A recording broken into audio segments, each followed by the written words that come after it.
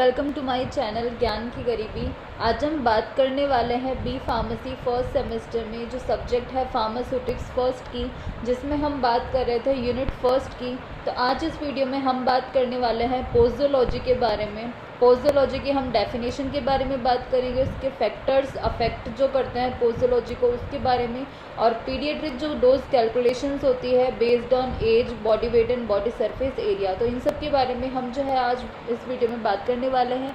तो इससे पहले इसकी जो नोट्स है वो हमने नीचे डिस्क्रिप्शन बॉक्स में इसका लिंक दे दिया है, तो आप वहाँ से जो है डाउनलोड कर सकते हैं। एंड आपने अभी तक हमारे चैनल को सब्सक्राइब नहीं किया तो please subscribe to the channel and hit the bell icon so आपको हमारे चैनल की नोटिफिकेशंस मिलते रहें। तो चलिए स्टार्ट करते हैं। तो सबसे पहले पोस्टोलॉजी की यहाँ पे डेफिनेशन जो है वो दी गई है। जो वर्ड पोस्टोलॉजी है वो ग्रीक वर्ड से मिलके हुए जो है वो बना हुआ है, वहाँ से डिराइव हुआ है। तो ये दो वर्ड से बना हुआ है, एक तो है पोजोस और दूसरा है लोगोस। तो पोजोस का मीनिंग है हाउ मच और लोगोस का मीनिंग है साइंस। तो जो पोस्टोलॉजी है ये ब्रांच है मेडिकल साइंस की जो कि डील करती है डोज या फिर जो क्वांटिटी होती है ड्रग्स की जो पेशेंट को एडमिनिस्टर की जानी चाहिए डिज़ायर्ड फार्माकोलॉजिकल एक्शन को पाने के लिए। तो उस डोज या क्वांटिटी जो ड्रग्स की जो ये सब जो ब्रांच होती है जो ये स्टडी करती है डोजेस का, तो उसे हम बोलते हैं पोस्टोलॉजी। जो डोज होती है ड्रग की वो फिक्स नहीं होती है क्योंकि बहुत सारे फैक्टर्स जो होते हैं वो इन्फ्लुएंस करते हैं डोज को। तो उनके बारे में हम अभी पढ़ेंगे कि जो फैक्टर्स जो अफेक्ट करते हैं पोस्टोलॉजी को या फिर जो फैक्टर्स इन्फ्लुएंस करते हैं डोज को, तो इन सब के बारे में हम जो है पढ़ने वाले हैं। तो फर्स्ट जो फैक्टर है वो है एज। तो जो फार्माकोकाइनेटिक्स होती है कई ड्रग्स की वो चेंज होती रहती है एज के साथ में, तो हमें जो है एज को ध्यान में रख के भी जो है वो डोज डिसाइड करनी पड़ती है।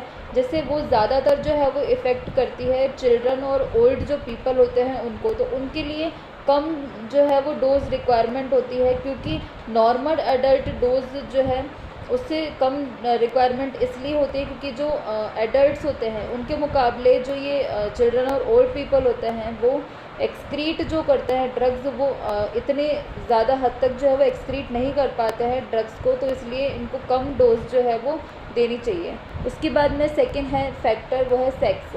तो जो वुमेन होती है वो हमेशा सेम जो है वो एक्शन प्रोड्यूस नहीं करती है सेम मैनर में मैन की तरह।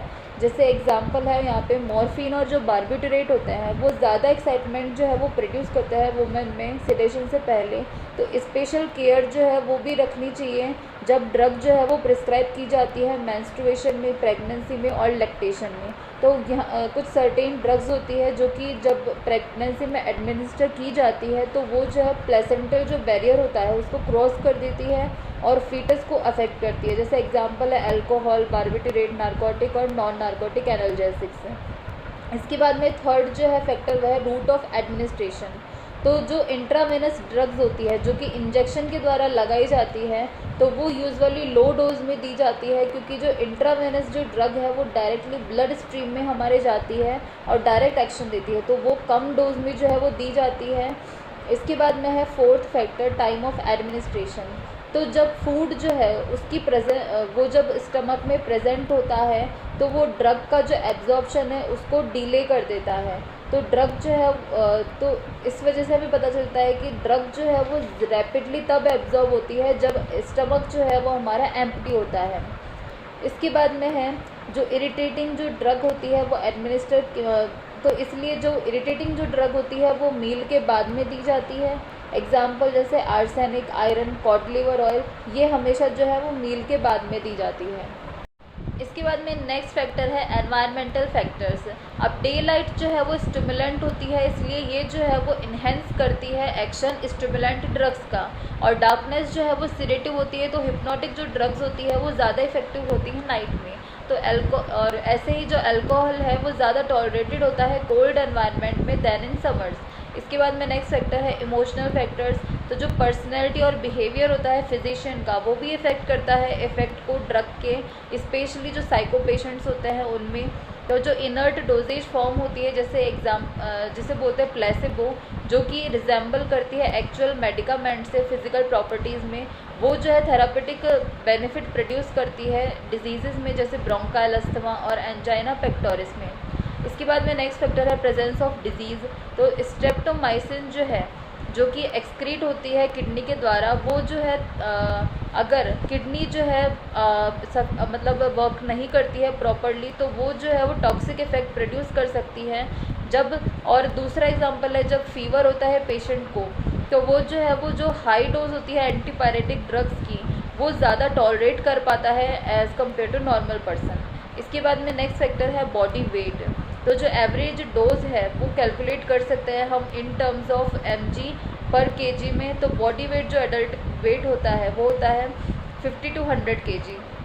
इसके बाद में नेक्स्ट फैक्टर है एक्यूमुलेशन। तो जो ड्रग्स जो कि स्लोली एक्सक्रीट होती है, मतलब स्लोली हमारी बॉडी से बाहर निकलती है, कई बार वो जो है वो हमारी बॉडी में कुछ सफिशिएंट कंसंट्रेशन में बिल्डअप हो जाती है और टॉक्सिक सिम्टम्स जो है वो प्रोड्यूस करती है। और अगर जो रिपीटेडली एडमिनिस्टर की जाती है ये ड्रग्स लंबे समय तक, एग्जाम्पल है डिजिटलिस, एमेटिक्स और हैवी मेटल्स। इसके बाद में फैक्टर है एडिटिव इफेक्ट। जब टोटल जो फार्माकोलॉजिकल एक्शन होता है दो या ज़्यादा ड्रग्स का, वो जब एडमिनिस्टर की जाती है एक साथ में, तो वो इक्वल होती है उन जो इंडिविजुअल जो ड्रग्स होती है उनके फार्माकोलॉजिकल एक्शन के सम के।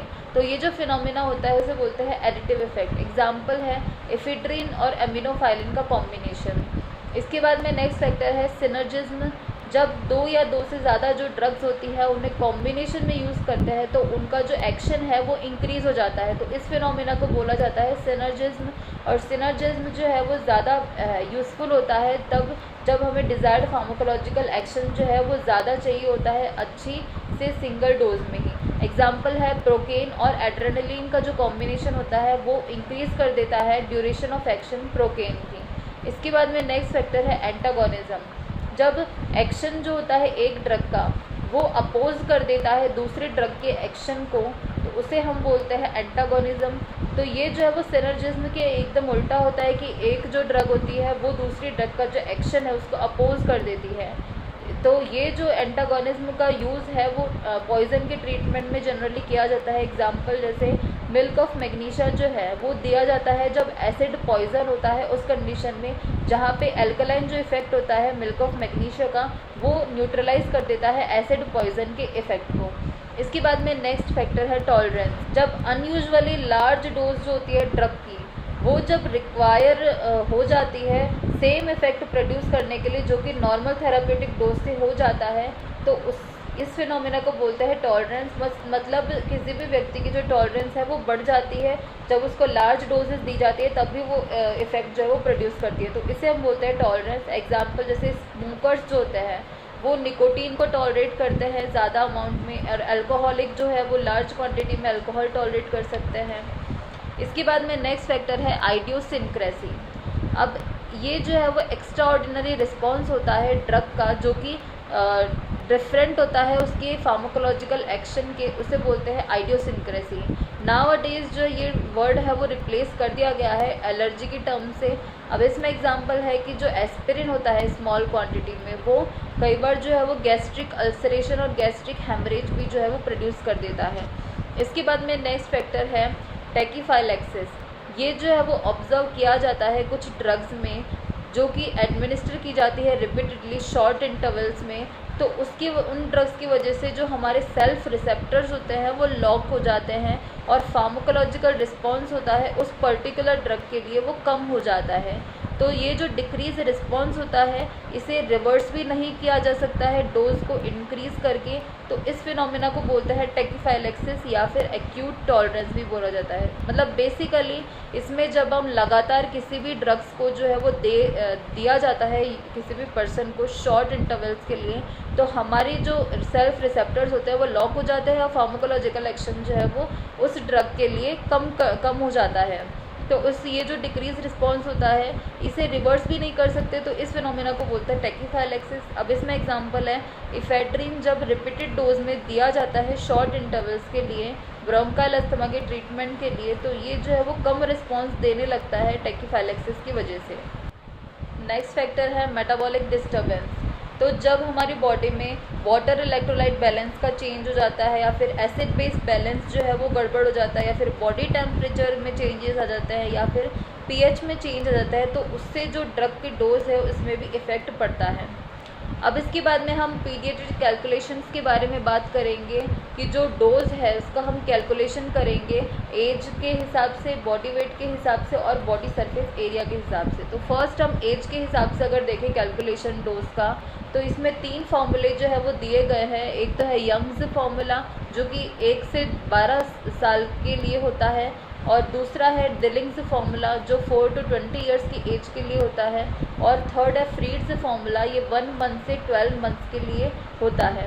तो फर्स्ट यंग्स फार्मूला की बात करें, वो होता है dose of child equal to age in year divided by age in year plus 12 multiply by adult dose. तो ये जो है वो यंग्स फार्मूला है जिससे हम डोज निकाल सकते हैं। इसके बाद में नेक्स्ट फार्मूला है डिलिंग्स फार्मूला, ये 4 to 20 ईयर्स की एज के लिए होता है। यहाँ पे डोज जो है वो हम निकालते हैं is equal to age in years upon 20 multiply by adult dose. इसके बाद में नेक्स्ट है फ्रीड्स फार्मूला, ये 1 मंथ से लेकर 12 मंथ्स के इन्फेंट्स के लिए होता है। तो यहाँ पे डोज जो है वो हम निकाल सकते हैं age in months divided by 150 multiply by adult dose. तो इससे हम जो है वो एज की बेसिस पे हम निकाल सकते हैं डोज की कैलकुलेशन।